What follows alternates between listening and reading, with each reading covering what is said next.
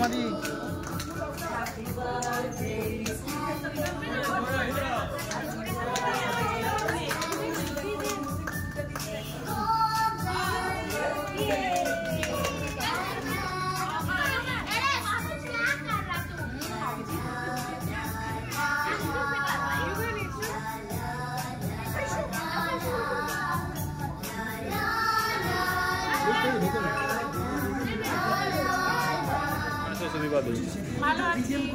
आदि happy birthday.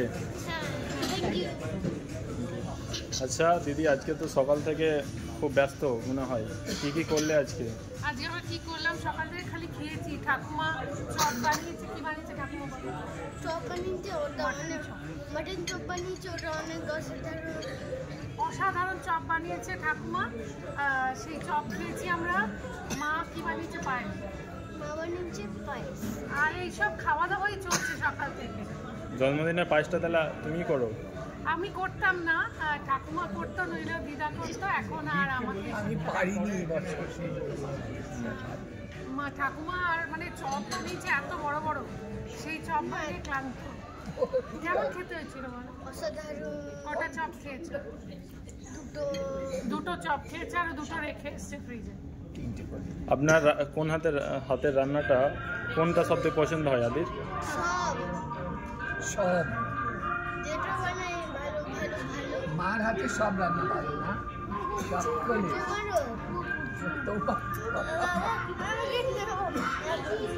একটু দাঁড়াও হয়। আস্তে আস্তে আদি বড় হচ্ছে, তার কি জন্মদিনের কোনো আবদার থাকে কি আমার এই গিফটটাই চাই? হ্যাঁ, ওর যে গিফটটা চাই সেটাও দাদার কাছ থেকে পেয়েছে। কি চেয়েছে বলো? VR। যত সমস্ত টেকনিক্যাল জিনিসপত্র সেগুলো আমার থেকে ওর দাদা বেটার বোঝে, ওর বাবা বেটার বোঝে, ওদের কাছেই চায়, আমার কাছে খুব একটা চায় না, কারণ জানে মা বুঝবে না। আচ্ছা, আদি কি খুব শান্ত ছিলেন না মাঝে মধ্যে দুষ্টুমি করে? বলো।